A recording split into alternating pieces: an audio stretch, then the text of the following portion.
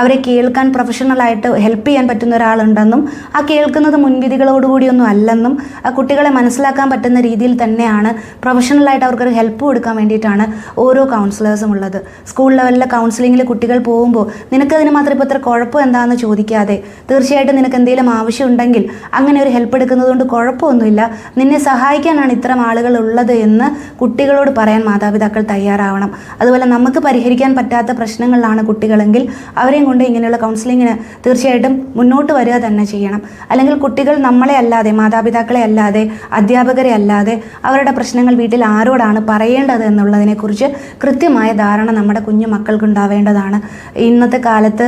നമ്മളെല്ലാ സന്തോഷവും സ്നേഹവും കൊടുത്ത് നമ്മുടെ എല്ലാം ജീവിതത്തിൻ്റെ ഏറ്റവും വലിയ പ്രതീക്ഷയായിട്ട് നമ്മുടെ മക്കളെ കൊണ്ടുവരുമ്പോൾ ഒരു നിസ്സാരമായ കാര്യത്തിൻ്റെ പേരിൽ ജീവിതത്തിലെ ഒരു ചെറിയ പ്രതിസന്ധിക്ക് മുന്നിൽ അവർക്ക് നിൽക്കാൻ പറ്റാത്തത് കൊണ്ട്, ഒരു ചെറിയ തോൽവി പോലും സഹിക്കാൻ പറ്റാത്തത് കൊണ്ട്, ആരെങ്കിലും ഒന്ന് കളിയാക്കിയാൽ അതിനെ തരണം ചെയ്യാൻ കഴിയാത്തത് കൊണ്ട് അവരുടെ വിലപ്പെട്ട ആ ഒരു ജീവൻ അവസാനിപ്പിക്കാൻ തോന്നാൻ ഒരു കുഞ്ഞിനും അങ്ങനെ ഒരു തോന്നൽ ഉണ്ടാവാതിരിക്കട്ടെ. അതിനുവേണ്ടി നമ്മൾ ഓരോരുത്തരും മാതാപിതാക്കൾ എന്ന രീതിയിൽ, അധ്യാപകർ എന്ന രീതിയിൽ, പ്രൊഫഷണൽസ് എന്ന രീതിയിൽ എന്തൊക്കെയാണോ ചെയ്യാൻ കഴിയുന്നത് അത് ആ കുഞ്ഞുങ്ങൾക്ക് വേണ്ടുന്ന സഹായമായി തന്നെ അവരുടെ മുന്നിലേക്ക് എത്തിക്കാൻ നമുക്ക് ഓരോരുത്തർക്കും സാധിക്കട്ടെ എന്ന് കൂടി